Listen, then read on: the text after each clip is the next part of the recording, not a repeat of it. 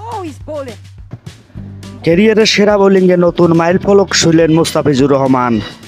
যুক্তরাষ্ট্রের বিপক্ষে প্রথম 2 ম্যাচ হেরে সমালোচনার তীরে বিদ্ধ হচ্ছে বাংলাদেশ দল।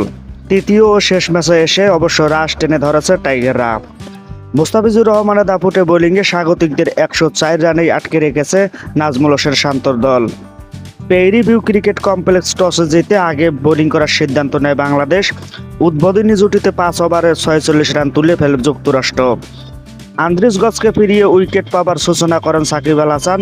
গজ ছিলেন সাকিবের আন্তর্জাতিক ক্রিকেটের 700তম উইকেট। সাকিবের মতো একটি করে উইকেট পান তানজিদ হাসান সাকিব ও রিশাদ হোসেন। তবে সবাইকে ছাড়িয়ে নিজের অতীতের রেকর্ড ছাড়িয়ে যান মুস্তাফিজুর রহমান। 4 ওভারে 1 মিডেন সহিত 10 রান খরচে 6 উইকেট নেন মুস্তাফিজুর রহমান, যা আন্তর্জাতিক টি-20তে মুস্তাফিজের ক্যারিয়ারের সেরা। 6 উইকেট নিয়ে মুস্তাফিজ আন্তর্জাতিক টি-20তে উইকেট সংগ্রহের তালিকায় সেরা 5-এ উঠে এসেছেন। মার্ক অ্যাডায়ারকে পেছনে ফেলেছেন তিনি। আন্তর্জাতিক টি-20তে শীর্ষে 5 উইকেট সংগ্রাহক টিম সাউদি নিউজিল্যান্ড 157 উইকেট পেয়েছেন। সাকিব আল হাসান বাংলাদেশ 146 উইকেট পেয়েছেন। রশিদ খান আফগানিস্তান 138 উইকেট পেয়েছেন। 4 নম্বরে আছেন ইসৌদি নিউজিল্যান্ড, তিনি পেয়েছেন 136 উইকেট। বাংলাদেশের কাটার মাস্টার মুস্তাফিজুর রহমান, তিনি আছেন 5-এ 120 উইকেট পেয়েছেন।